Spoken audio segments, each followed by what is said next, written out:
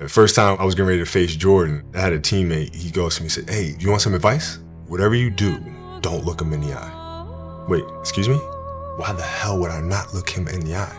I don't think my teammate understood that I'm that too. You also said that you want to play against Michael Jordan before he retires.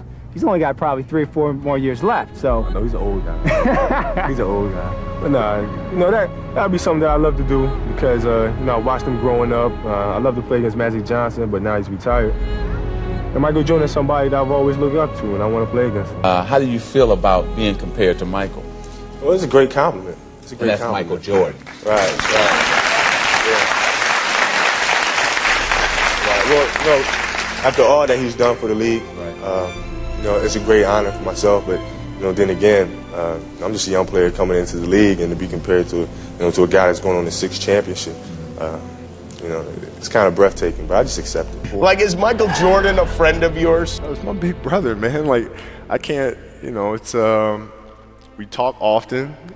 We send each other Christmas cards every year. Send each other Christmas cards? Every year, that we have nothing to do with, but, yet and still, but we're extremely close, man. Extremely close. He's a good mentor, man. He's like a big brother. He is, okay. Yeah. So how regularly will you speak to Michael? I don't know. Like in a year's time? Every once in a while. Every once in a while. And Will Smith was here a few weeks ago. He was talking about Michael and how he just constantly wants to compete when it comes to everything. All the time. Literally everything. Does he do that with you? Yeah. He does? He tries, yeah. He tries? Try. And what things does he try to compete with you? I don't know. I mean, the last time we had dinner, he was talking about my year in 1991 versus your peak year. I would have kicked your ass. And I said, Mike, come on now, let's enjoy the salad.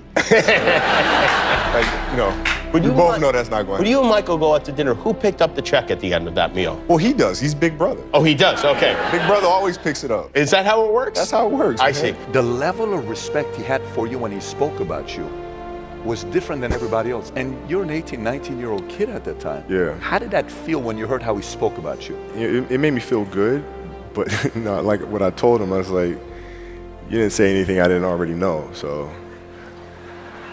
So like I tell you, like when I was in high school, and I used to work out with the 76ers. I used to ask him, what's it like to guard Mike? Mike? You mean Black Jesus? I'm like, what the fuck? Black who? Oh, we call him Black Jesus. Or you can call him Black Cat. I'm like, I'm gonna call him fucking Mike. That's his fucking name. So the level of fear that he inspired in others was insane. Wow. And I would tell him, I said, when I face him, we're gonna go at it. He says, oh, you don't wanna do that. I'm like, what? Man, you don't know me, man. And so when we matched up, I think he understood that. And when I was 18, my first year, he got the best of me a bunch of times. I was right there the next play. You're not intimidating me, yeah. I'm not going anywhere. And I think he saw that level of respect, because I think he was the same way at 18 years old. And that common bond is what I think, where our connection was built. Yeah.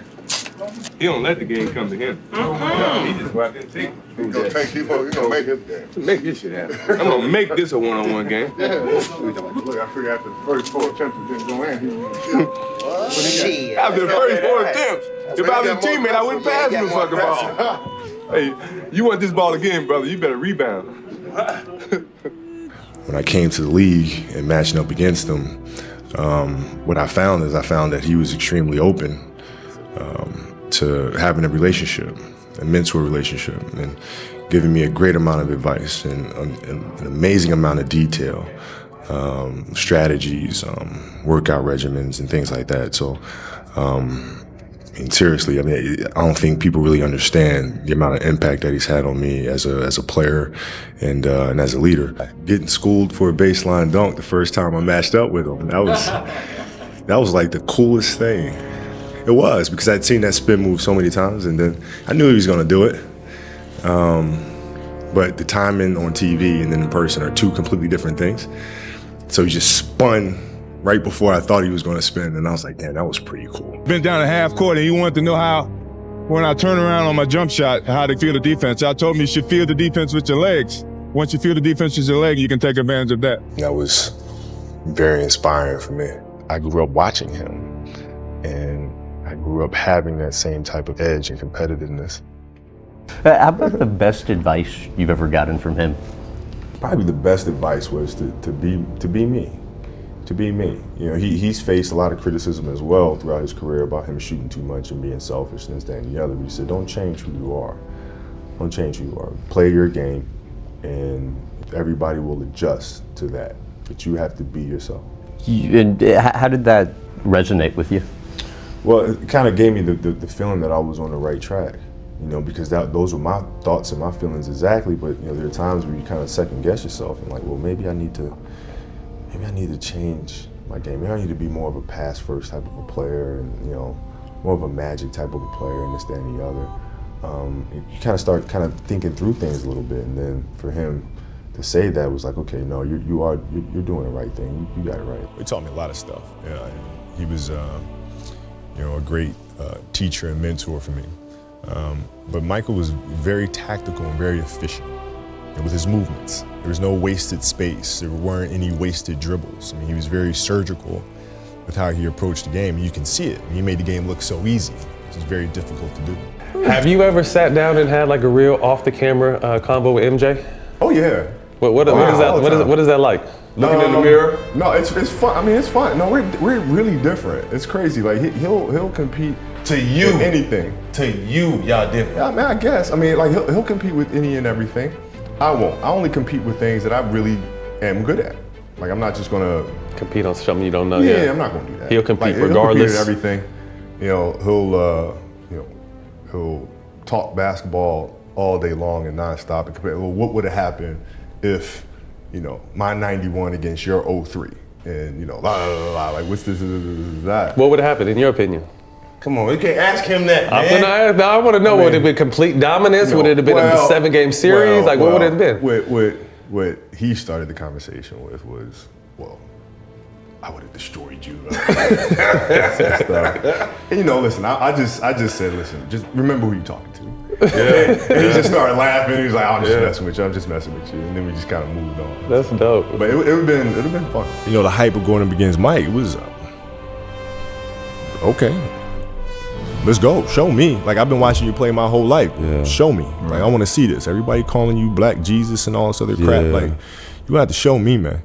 And I went out there and we went head up. And, you know, I think his respect and appreciation for me really grew that day because you saw on the biggest stage, I didn't shy away from that confrontation. I looked forward to that confrontation. Yeah, you look forward to and, you know, George Karl, which, you know, later in years became my motivation when we played against Denver, to never let them win the playoff series because he didn't play me the whole fourth quarter of that game. I remember that.